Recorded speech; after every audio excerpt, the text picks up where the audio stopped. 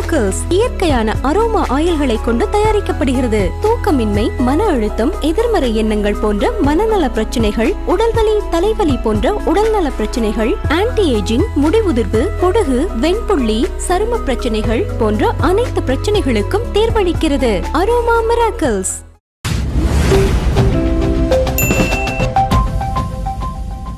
இப்போ திமுக பாஜக கிட்ட பேச்சுவார்த்தை, அப்புறம் பாஜக திமுக கிட்ட ரொம்ப இந்த ஒப்பந்தங்கள்லாம் கையெழுத்து வாங்குறதுக்காக அவங்க பேச்சுவார்த்தை அப்படின்னு சொல்றாங்க. இது எந்த அளவுக்கு போகும்? ஏன்னா இன்னைக்கு திமுக இருக்கக்கூடிய கூட்டணி கட்சி எல்லாமே தாவேகா பக்கம் வந்துட்டாங்க. அப்படின்னும் போது திமுக தனிச்சு நிற்கிறதுக்கான வாய்ப்புகள் கிடையாது. அப்போ எய்ம் பண்றது பாஜக கூட்டணியா? ரொம்ப வெளிப்படையா சொல்லணும் அப்படின்னா, தாவேகா ஆட்சியை பிடித்த பிறகு தமிழ்நாட்டு அரசியலில் திமுக தனித்து விடப்பட்டிருக்கு. கிட்டத்தட்ட அரசியல் அனாதையாக்கப்பட்டிருக்கு. அதுதான் உண்மை.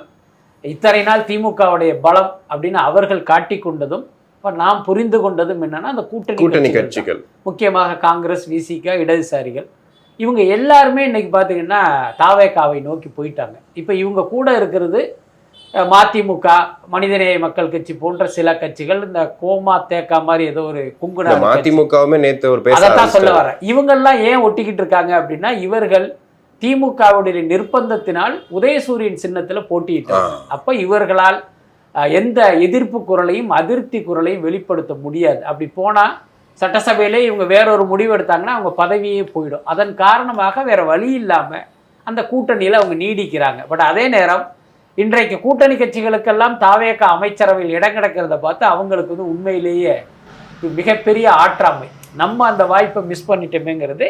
நேற்று வைகோ அவர்களே அது குறித்தெல்லாம் பேச தொடங்கிட்டாரு. அதுக்கு முன்னாலேயே அவருடைய பையன் துரை வைகோவும் அந்த கருத்தை முன் வச்சிருந்தாரு. இன்னும் சொல்லப்போனால் மனிதநேய மக்கள் கட்சி கூட சில நாட்களுக்கு முன்பு அப்படி ஒரு கருத்தை சொல்லியிருந்தாங்க, இனிவரும் தேர்தல்களில் நாங்கள் சொந்த சின்னத்தில் தான் போட்டியிடுவோம் அப்படின்னு. ஸோ இப்போ இதையெல்லாம் வச்சு பார்க்கும்போது கிட்டத்தட்ட திமுக தனித்து விடப்பட்டிருக்கு. அப்போ அடுத்து வரப்போகிறது 2029 மக்களவை தேர்தல். இப்போ காங்கிரஸ் தாவேகா பக்கம் இருக்கு அப்படிங்கும்போது இவர்கள் ஒன்று தனிச்சு நிற்கணும், எந்த கூட்டணி பலமும் இல்லாமல். அப்படி இல்லை என்றால் பாஜக கூட்டணியில் அவங்க போகணும். நிச்சயமாக அப்படி நடப்பதற்கு வாய்ப்பு இருக்கு. திமுகவை பொறுத்த வரைக்கும் ஒரு பெரிய கொள்கையெல்லாம் ஒன்று மத சார்பற்ற அப்படிங்கிற ஒரு வார்த்தையை பயன்படுத்துவாங்க. அது காங்கிரஸ் இருக்கும் வரை தான் அந்த வார்த்தைக்கு அர்த்தம் இருக்கும். அதனால அதை தூக்கி போட்டுட்டு நிச்சயமாக பாஜக கூட்டணிக்கு செல்வதற்கு வாய்ப்பு இருக்கு. எல்லாத்துக்கும் மேலே சிறுபான்மையினர் வாக்கள் பெரிய அளவில் தாவேகாவுக்கு டிரான்ஸ்ஃபர் ஆயிடுச்சு. அதுவே இவர்களுக்கு ஒரு மிகப்பெரிய எரிச்சலை ஏற்படுத்தியிருக்கு. அதனால இப்படி ஒரு மாற்றம் ஏற்படுவதுங்கிறது தவிர்க்க முடியாது. இல்லை, அப்படி பண்ணால் சூசைட் மாதிரி ஆகிடாதா? ஏன்னா பொலிட்டிக்கலாக அவங்க ஃபுல்லாகவே எதிர்த்து தான் அரசியலே பண்ணாங்க.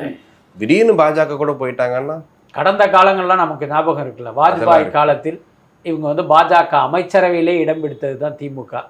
அதுக்கப்புறம் ஆர்எஸ்எஸ் மாதிரியான ஒரு சமூக இயக்கம் சமூக நல இயக்கம் வேற எதுவுமே கிடையாதுன்னு இவங்க சர்டிஃபிகேட் கொடுத்தவங்க. ஆனால் இன்னைக்கு ஆர்எஸ்எஸ்க்கு எதிர்த்து இவங்க அரசியல் பண்ணிட்டு இருக்காங்க. அதுக்கு அடுத்து தங்களுடைய அரசியல் நிலைப்பாட்டை மாற்றிக்கொள்ளணும்னு திமுக முடிவெடுத்துட்டாங்க அப்படின்னா அதற்கு ஒரு நியாயமான காரணங்களை அவங்க பட்டியல் போட்டு வச்சிருவாங்க. அதனால அது அவங்களுக்கு ஒரு பெரிய பிரச்சனை இல்லை.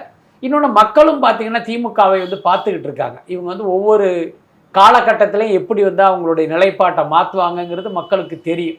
அதையும் தாண்டி தானே அந்த கட்சிக்கு வாக்குகள்லாம் கிடைச்சிக்கிட்டு இருக்கு. கண்டிப்பா. அதனால அது ஒரு பெரிய விஷயமா இருக்காது. சிஎம் அவர்கள் சொன்ன அந்த அல்லு சில்லுன்ற வார்த்தை இன்னைக்கு பத்திக்கிட்டு எரியுது. யாரை சொன்னாரு அப்படின்னு? அதிமுக சொல்றாரா இல்லை நாம் தமிழர் சொல்றாரா? ஏன்னா இவங்க 2 பேர் தான் இடையில பேசிட்டு இருக்காங்க. எனக்கும் திமுக தான் போட்டி. இந்த அல்லு சில்லுலாம் இங்க இடமே இல்லைன்றாரு. யாரை சொல்றாரு? அதாவது அல்லு சில்லுங்கிற அந்த வார்த்தை நாம் தமிழர் கட்சியை குறிக்கிறதா தான் நான் நினைக்கிறேன். என்ன காரணம் அப்படின்னா, அதிமுக பற்றி குறிப்பிடும் போது இந்த மற்றும் பலருங்கிற ஒரு வார்த்தையை அவர் பயன்படுத்துவார். அதனால அவர் திமுக தான் எனக்கு போட்டி, திமுகக்கும் தாவேகாக்கும் தான் போட்டி அப்படின்ட்டு அதிமுக பற்றி பேசும்போது மட்டும் மற்றும் பலருங்கிற ஒரு வார்த்தையை பயன்படுத்துவார். அப்போ அந்த அல்லு சில்லுங்கிறது யாரை குறிக்கும் அப்படின்னா, நாம் தமிழர், தேமுதிக, பாமக போன்ற இந்த உதிரி நிர்வாகம் பொறுப்பு இல்லை. ஆமா ஆமா. ஸோ இவங்கெல்லாம் நிர்வாகம் பொறுப்பு இல்லை. அது ஒரு சினிமா டயலாக் தான். ஆனால் அந்த அல்லு சில்லு அப்படிங்கிற அந்த வார்த்தை ஒரு பெரிய அளவில் ஒரு விவாத பொருளாக மாறி இருக்கு. பட் எனக்கு தெரிஞ்சு இந்த உதிரி கட்சிகள் தான். அதில் இந்த அமமுக போன அந்த லெட்டர்பேடு கட்சிகளை சேர்த்துக்கலாம். சுருக்கமாக சொல்லணும் அப்படின்னா, அந்த அல்லு சில்லு அப்படிங்கிறத லெட்டர்பேடு கட்சிகள் அப்படின்னு நம்ம டிரான்ஸ்லேட் பண்ணிக்கிட்டா அது யாருக்கு பொருந்துங்கிறது ஈஸியா தெரிஞ்சிடும். ஓகே, இப்போ தாவேக ஆட்சிக்கு வந்ததுக்கு அப்புறம் வந்து மாற்றமா ஏமாற்றமா அப்படிங்கிறது 2 இது ஓடிட்டே இருக்குது. இப்போ தலைமைச் செயலகத்துக்கு எல்லாரும் டைமுக்கு போறாங்க, ஃபிங்கர் பிரிண்ட் வைக்கிறாங்க. அது வந்து ஆல்ரெடி இருந்தது தாங்க, இப்போ புதுசா அந்த மாதிரி சொல்றீங்கன்றாங்க. ஆனா இடையில வந்து போயிருக்கு அப்படின்னாங்க. இப்போ அந்த மாதிரி ஒரு சில மாற்றங்கள் நிகழ்ந்திருக்கா, இல்ல வந்துட்டு இது எப்பயும் போலதான் இருக்கா? அதாவது மாற்றமா ஏமாற்றமா அப்படிங்கிற அந்த ஒப்பீடு வந்து இந்த கட்டத்தில் அது செய்வது சரியாக 21 நாள்ல பண்ணக்கூடாது, பண்ண முடியாது, அது பண்ணவும் கூடாது. ஏன்னா இப்பதான் வந்திருக்காங்க, அவங்க உள்ள போய் உட்காந்து இந்த நிர்வாகத்தை புரிந்து கொள்வதற்கே அவங்களுக்கு ஒரு நேரம் எடுக்கும். அதுக்கு அடுத்து பார்த்தீங்கன்னா தாவேகாங்கிறது இப்போ புதிதாக பிறந்த கட்சி. இப்போ அந்த கட்சியினுடைய எம்எல்ஏக்களாக இருக்கட்டும், அமைச்சர்களாக இருக்கட்டும், இவர்கள் எல்லாருமே அமைச்சரவைக்கு புதுசு இல்லை, அரசியலுக்கே புதுசு. அப்போ இவங்களுக்கு ஒன்றுமே தெரியாது. அப்போ அங்கே போய் உட்காந்துக்கிட்டு இது என்னன்னு ஒன்று ஒன்றா கேட்டு தெரிந்து கொள்வதற்கே சில மாதங்கள் பிடிக்கும். அதனால இந்த கட்டத்தில் அதை மாற்றமா ஏமாற்றமா நம்ம சொல்ல முடியாது. பட் அதே நேரம் பல்வேறு விஷயங்களில் பார்த்தீங்கன்னா ஒரு வேகம் தெரியுது. அதனால இதை வச்சு அடடா ஒரு சூப்பராக இவங்க வந்து ஒர்க் பண்ணுறாங்க அப்படிங்கிற சர்டிஃபிகேட்டை நம்ம கொடுத்துட முடியாது. எல்லாத்துக்குமே அந்த ஒரு ஆரம்ப ஜோர்னு ஒன்று இருக்கும். அதுக்கப்புறம் பார்த்தீங்கன்னா பழைய குருடி கதவு துறடின்னு கூட அது மாறுவதற்கு வாய்ப்பு இருக்குது. அதனால இப்போதைக்கு அந்த ஒப்பீடு தேவையில்லைன்னு நினைக்கிறேன். ஓகே, ஆனால் அமைச்சர்கள் எல்லாருமே இந்த ரீல்ஸ் போட்டு தான் இருக்காங்க, யாரும் வந்து பொறுப்பாக இல்லை அப்படிங்கிற மாதிரியும் பேசுகிறாங்க. அதனால ஒரு நாளைக்கு ஒரு அமைச்சர் ட்ரெண்ட் ஆகுறாருன்னா ஒரு நாள் கேப் விட்டு அடுத்த நாள் இன்னொரு அமைச்சர் ட்ரெண்ட் ஆகுறான்றதுலாம் செய்தியாக பார்க்குறோம். அது ஏன் அப்படி? ஆனால் அதில் ரொம்ப வெளிப்படையான உண்மை என்ன அப்படின்னா, இந்த அமைச்சர்கள் தேர்வில் வந்து விஜய் அவர்கள் இன்னும் ஒரு கூடுதல் கவனம் செலுத்தியிருக்கலாம். அது வந்து நமக்கே ஒரு ஏமாற்றமான ஒரு விஷயம்தான். இப்போ உதாரணத்துக்கு உங்கள் கட்சியில் உள்ளவங்களுக்கு அரசியல் தெரியாது, ஓகே, ஏதோ உங்கள் பேர் உங்கள் புகழை வச்சு அவர்களுக்கு வெற்றி கிடைத்து எம்எல்ஏக்கள் ஆகிட்டாங்க. ஸோ அந்த ஒரு தொகுதியை அவங்க பார்க்கும்போது அதனுடைய நிலவரம் தெரிஞ்சு அவங்க சிறப்பாக பணியாற்றுவாங்கிறது ஒரு பக்கம் இருந்தாலும், அமைச்சர் பொறுப்புங்கிறது அப்படி கிடையாது. அதுக்கு வந்து ஒரு திறமையும் தகுதியும் வேணும். அந்த அளவுகோலின்படி இவர் வந்து பல அமைச்சர்களை தேர்ந்தெடுக்கலைங்கிறது எனக்கு பர்சனலான ஒரு அபிப்பிராயம். அதில் முக்கியமாக சொல்லணும் அப்படின்னா அமைச்சர் ஸ்ரீநாத், அவர் விஜயினுடைய நண்பர், இருந்துட்டு போட்டோம். அதனால் நீங்கள் கட்சியில் சேர்த்துக்கிட்டீங்க, அவர் உங்கள் நண்பர், அதனால் நீங்கள் அவருக்கு எம்எல்ஏ சீட் கொடுத்தீங்க, அது வரைக்கும் ஓகே தான். ஆனால் அமைச்சர் பொறுப்பு அப்படிங்கிறது அதை நண்பருங்கிற அளவுகோலில் நீங்கள் கொடுத்துருக்கக்கூடாது. 2 விஷயம் நடக்குது. ஒன்று பார்த்தீங்கன்னா, இப்போ திருவள்ளுவருக்கு அந்த காவி சாயம் பூசின ஒரு விஷயம், அதை பற்றி கேட்குறாங்க. நோ கமெண்ட்ஸ், அப்படியே நோ கமெண்ட்ஸ்ன்னு சொல்லலை, அவர் அப்படியே ஃப்ரீஸ் ஆகி நின்றுட்டு இதை பற்றி அப்புறம் பேசுகிறேன் அப்படின்ட்டு போறாரு. அதுக்கப்புறம் கச்சத்தீவு குறித்து அவர்கிட்ட ஒரு கேள்வி அப்படி பார்த்துட்டு நோ கமெண்ட்ஸ் அப்படிங்கிறாரு. இதை பார்க்கும்போது எனக்கு உண்மையிலேயே அதிர்ச்சியா இருந்தது மட்டும் இல்லை, அந்த தாவேகா மீது இருந்த நம்பிக்கையே அப்படி சுக்குநூறா உடஞ்சிருச்சு. ஸோ இப்படிப்பட்ட அமைச்சர்களை வச்சுட்டு உங்களால் எப்படி ஒரு நல்லாட்சி கொடுக்க முடியும்? நீங்கள் யோசிச்சு பாருங்க. அதாவது திருவள்ளுவருக்கு அந்த காவி சாயம் பூசுவதுங்கிறதுக்கு பின்னால் ஒரு மிகப்பெரிய அரசியல் இருக்குது. எல்லாத்துக்கும் மேலே கடந்த 5 வருடங்களாக அந்த திமுக ஆட்சியில் இது வந்து பல முறை பேசு பொருளாக மாறி இருக்கு.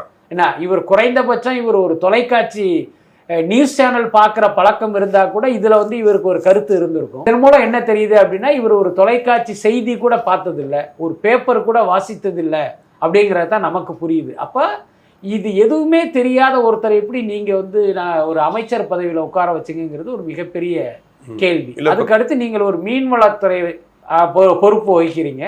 கச்சத்தீவு இஷ்யூங்கிறது ஒரு முக்கியமான இஷ்யூ. அப்படி இருக்கும்போது அதுக்கு வந்து நீங்க நோ கமெண்ட்ஸ் அப்படின்னா என்ன அர்த்தம்? கச்சத்தீவுங்கிறதாவது உங்களுக்கு தெரியுமா? ஏன்னா கச்சத்தீவுல வந்து ஒரு இஷ்யூ இருக்குங்கிறதாவது உங்களுக்கு தெரியுமா, இல்ல அதுவும் தெரியாது? அது குறித்து பேசப்படும், அதுக்கான திட்டங்கள் வகுக்கப்படும்ன்ற மாதிரி கூட போயிருக்கலாம். ஆமா, அது மாதிரி தானே சொல்லிட்டு போவாங்க. என்ன ஒண்ணு இல்லைங்க, நீங்க ஒரு மீன்வளத்துறைக்கு வர்றீங்க அப்படிங்கும்போது போய் உட்கார்ந்த உடனே அது குறித்து ஒரு கோத்ரூ பண்ண மாட்டீங்களா? இந்த டிபார்ட்மெண்ட்டுடைய அதிகாரம் என்ன, இதுல உள்ள பிரச்சனை என்ன, இதில் செய்ய வேண்டிய விஷயங்கள் என்னன்னு எதுவுமே நீங்க பார்க்க மாட்டீங்களா? அப்ப எப்படி வந்து இந்த விஜய் ஆட்சியின் மீது மக்களுக்கு நம்பிக்கை வரும்? அதாவது பார்த்தீங்கன்னா இப்போ இந்த ஸ்ரீநாத் என்பவர் இப்படி ஒரு வாயை திறந்ததுனால இப்போ அவருடைய லட்சணம் நமக்கு தெரிஞ்சிருச்சு, இப்போ உட்காந்து பேசிக்கிட்டு இருக்கோம். ஆனால் மற்ற அமைச்சர்கள் இதே மாதிரி இன்னும் வாயை திறக்கலை. அவங்களும் இந்த மாதிரி திறந்தாங்கன்னு வச்சுங்க, இவராவது வந்து திருவள்ளுவர் இதுக்கு அப்புறம் சொல்கிறேன்னாரு, இன்னொருத்தர் திருவள்ளுவர்னா யாருன்னு கேட்டாருன்னு வச்சுங்க, அப்போ நம்மளாம் தலையை எங்கே போய் முட்டிக்கிறதுன்னு எனக்கு தெரியல. அதனால் இந்த விஷயத்தில் வந்து தாவேகா ஒரு சரியான செயலை செய்யலைன்னு தான் நான் நினைக்கிறேன். இல்லை, நீங்கள் சொன்ன மாதிரி அமைச்சர் புஷி ஆனந்த் கூட வந்து ஒரு இடத்துல சட்டம் ஒழுங்கு பற்றி பேசுகிறாங்க, கேட்குறாங்க, கேள்வி கேட்டுட்டு இருக்காங்க. சைடில் யாரோ வராங்கன்னு சொல்லிட்டு அவங்கள கூப்பிட்டு வாங்க, இப்பதான் வந்தீங்களா அப்படின்னு சொல்லி கேட்டுட்டு இருந்தாரு. இப்போ அதுவுமே ஒரு பெரிய பேசு பொருளா மாறிட்டு இருக்கு. ஏன்னா பிரஸ் மீட் அப்படிங்கிறது வந்து இப்போ சிஎம் அவர்கள் கொடுக்க மாட்டாங்கிறது ஒரு பெரிய பிரச்சனையா சொல்றாங்க.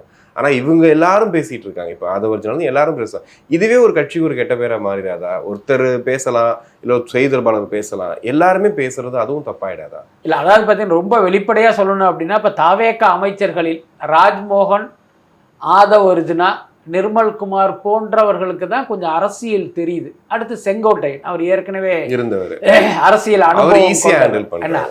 இதை தவிர மற்றவர்களுக்கெல்லாம் ஒரு பெரிய அரசியல் அறிவோ ஞானமோ இருப்பதா தெரியல. அதனால தான் இந்த மாதிரி எல்லாம் அதை டைவர்ட் பண்றாங்க. அது எல்லாம் பார்த்தீங்கன்னா எப்படி ஆகுதுன்னா ஒரு ட்ரால் மெட்டீரியலா மாறுது. ஒன்று நீங்க என்ன பண்ணணும் அப்படின்னா, ஜெயலலிதா ஆட்சி காலம் மாதிரி ஜெயலலிதாவை தவிர யாரும் பேசக்கூடாது அப்படின்னு எல்லாருக்கும் வாய்ப்பூட்டு போட்டீங்க அப்படின்னா நீங்க ஓரளவுக்கு தப்பிப்பதற்கு வாய்ப்பு இருக்கு. நீங்க எல்லாம் சுதந்திரமாக செயல்படுங்கள் அவுத்து விட்டீங்கன்னா இப்போ உங்க ஒவ்வொரு நாளும் ஒவ்வொரு அமைச்சர்கள் எக்ஸ்போஸ் ஆகிட்டே இருப்பாங்க. அது வந்து ஒரு பெரிய சிக்கல் தான். அதுக்கு அடுத்து விஜய் அவர்கள் செய்ய வேண்டியது என்ன அப்படின்னா, ஏதோ ஒரு காரணத்தினால் அல்லது நிர்பந்தத்தினால் இப்போ இவர்களுக்கெல்லாம் நீங்கள் முதல்ல இது அமைச்சர் பொறுப்பை கொடுத்துட்டீங்க, ஓகே. ஆனால் அதே நேரம் என்னன்னா இவர்களுடைய செயல்பாடுகளை வந்து நீங்கள் ரொம்ப நுணுக்கமாக கவனிக்கணும். இதில் வந்து யாரும் உங்களுக்கு வந்து அன்ஃபிட்டுன்னு தெரிஞ்சுன்னா தயவுதாட்சண்யம் இல்லாமல் அவர்களை மாற்றிடணும். அப்படி இல்லை அப்படின்னா தமிழக அரசியலில் தாவேகா ஆண்ட அல்லது ஆள்கிற இந்த 5 வருடம் அப்படிங்கிறது என்ன சொல்றது, ஒரு மோசமான ஒரு குழப்பமான ஆட்சி காலமாக மாறிவிடுகிற ஆபத்து இருக்கு. அதை வந்து விஜய் அவர்கள் அதை சரி பண்ணணும். ஏன் இன்னும் பிரஸ் மீட் கொடுக்கல? இதான் எல்லாருடைய கேள்வியாகவே இருக்கு. ஆமா, அது வந்து நமக்கே வந்து ஒரு பெரிய வருத்தம் தான், அதிர்ச்சி கூட இல்லை, இதெல்லாம் எதிர்பார்த்தது தான். நம்ம ஏற்கனவே சொன்ன மாதிரி ஒரு நடிகராக நீங்க பிரஸ் மீட் கொடுக்க வேண்டிய அவசியம் இல்லை. நீங்கள் ஒரு ட்விட்டரில் 2 வரி போட்டிங்கன்னா அதை கேரி பண்ணுறதுக்கு பல ஊடகங்கள் காத்துக்கிட்டு இருக்கு. ஒரு கட்சியின் தலைவராகவும் நீங்கள் ஊடகங்களை சந்திக்க வேண்டிய அவசியம் இல்லை, தேவையும் இல்லை. உங்கள் கையில் சமூக ஊடக கணக்கு இருக்குது, அதிலே போட்டுக்கலாம் நீங்கள். ஆனால் ஒரு முதலமைச்சருங்கிறவர் அப்படி இருக்கக்கூடாது. ஏன்னா உங்கள் மேலே நிறைய கேள்வி இருக்கும். அந்த கேள்விகளை பத்திரிகையாளர்கள் கேட்பாங்க. அப்புறம் பல்வேறு பிரச்சனைகள் இருக்கும், அதை உங்ககிட்ட சுட்டி காட்டுவாங்க, டிஸ்கஸ் பண்ணுவாங்க. ஆமாம். ஸோ இதுக்கெல்லாம் ஒரே வாய்ப்பு வந்து அந்த பத்திரிகையாளர்களுடனான அந்த சந்திப்பு தான். அதே நேரம் இன்றைய ஊடகங்களும் ஊடகவியலாளர்களும் எப்படி இருக்காங்கங்கிறது நமக்கு தெரியும். அரசியல் கட்சிகளால் விலைக்கு வாங்கப்பட்ட, வாடகைக்கு வாங்கப்பட்ட ஊடகங்கள் நிறைய இருக்கு. ஆனால் அதையும் சமாளிப்பது தான் உங்களுடைய வேலை. ஏன்னா எல்லாருமே உங்களுக்கு விருப்பமான இணக்கமான கேள்விகளை மட்டுமே கேட்பாங்க, நம்ம எதிர்பார்க்க முடியாது. உங்களுக்கு பிடித்தமான கேள்வியாக இருந்தால் பதில் சொல்லுங்க. உங்களால் சொல்ல முடியல அப்படின்னா நோ கமெண்ட்ஸ்னோ என்ன, அல்லது ஸ்ரீநாத் ஸ்டைலில் வந்து இதுக்கு அப்புறமா சொல்கிறேன்னா நீங்கள் சொல்லிட்டு போங்களேன். அதுக்காக நீங்கள் வந்து ஒரு ப்ரெஸ் மீட்டே பண்ணாமல் பத்திரிகையாளர்களை கண்டாலே அப்படி விலகி ஓடுறதுங்கிறது ஒரு சரியான விஷயம் இல்லை. ஒரு விஜய் வந்து சீக்கிரமே அந்த கட்டத்துக்கு வரணும். பத்திரிகையாளர்களை சந்திக்கிற அந்த மனநிலையை வந்து அவர் வளர்த்துக்கணும். அதுதான் சரியான விஷயம். இன்னொரு பக்கம் பிளாஸ்ட்னு ஒரு படம் திடீர்னு வந்து இன்னைக்கு பயங்கரமாக ஓடிட்டு இருக்கு, நிறைய தியேட்டர்ஸ் வந்து ஃபில் ஆகிட்டு இருக்குன்னு சொல்கிறாங்க. எப்படி போயிட்டு இருக்கு அந்த படம்? மிகப்பெரிய வெற்றி. அதாவது இப்போ கூட நீங்கள் வரதுக்கு கொஞ்சம் நேரத்துக்கு முன்னே கூட பேசினேன், தமிழ்நாட்டில் மட்டும் இல்லை, கேரளா, கர்நாடகா, ஆந்திரான்ட்டு அந்த படம் பார்த்திங்கன்னா ஒரு பேன் இண்டியா படமாக ஓடிக்கிட்டு இருக்கு. ஒரு மிகப்பெரிய கலெக்ஷன். நீங்கள் அந்த படத்தை பார்த்துருப்பீங்கன்னு நினைக்கிறேன். எப்பயுமே நம்ம என்ன சொல்ல வர்றோமோ அதை வந்து தெளிவாக சொல்லிட்டோம்னா அந்த படத்தினுடைய வெற்றி உறுதி. இந்த படம் ஒரு உதாரணம். குழப்பமே இல்லை அந்த படம், அவ்வளோதான். அதில் பார்த்தீங்கன்னா எந்த டைவர்ஷனும் இருக்காது. அதில் ஒரு ஹீரோயின் இருக்காங்கன்னா அவங்களுக்கு என்ன வேலையோ அதை மட்டும்தான் பார்ப்பாங்க.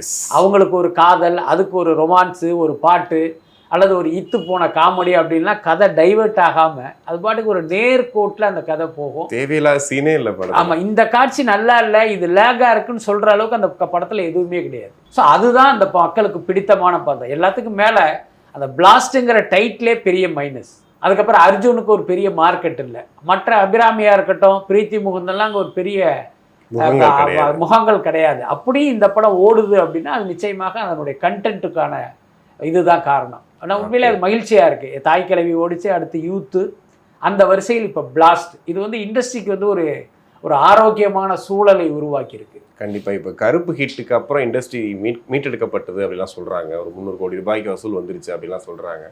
எப்படி பார்க்குறீங்க நீங்கள்? அதாவது இண்டஸ்ட்ரி மீட்டெடுக்கப்பட்டதா சொல்ல முடியாது. அந்த படத்தை வாங்கியவர்கள் லாபம் அடைந்தார்கள். அந்த படத்தை திரையிட்ட திரையரங்கு உரிமையாளர்களுக்கு ஒரு பெரிய ஜாக்பாட், அவ்வளவுதான். மற்றபடி பெரிய படங்கள் ஓடுவதால் வந்து ஒரு பெரிய நன்மையெல்லாம் இல்லை. சின்ன படங்கள் ஓடணும். ஏன் இப்படி சொல்கிறேன் அப்படின்னா, இப்போ ஒரு பிளாஸ்ட் படம் ஓடுது, மிகப்பெரிய வெற்றி அடையும் போது என்ன பண்ணுவாங்க அப்படின்னா ஒரு 10 தயாரிப்பாளர் அதே பட்ஜெட்ல படம் எடுப்பதற்கு முன் வருவாங்க. இப்ப கருப்பு படம் ஓடுதுன்னு வச்சுங்க, எத்தனை பேர் கருப்பு மாதிரி படம் எடுக்கிறதுக்கு வருவாங்க? 100 கோடி போட்டு படம் எடுக்கிற சக்தி இங்க எத்தனை பேருக்கு இருக்கு? அது வந்து ரொம்ப ரொம்ப குறைவு தான். அதனால எப்பயுமே சிறு முதலீட்டு படங்களுடைய வெற்றி தான் இண்டஸ்ட்ரிக்கே நல்லது. அது அதனால ஒப்பீட்டு அளவில் பார்த்தீங்கன்னா கருப்புவை விட பிளாஸ்டினுடைய வெற்றி தான் பல பேருக்கு வந்து ஒரு பெரிய நம்பிக்கையை கொடுத்துருக்கு.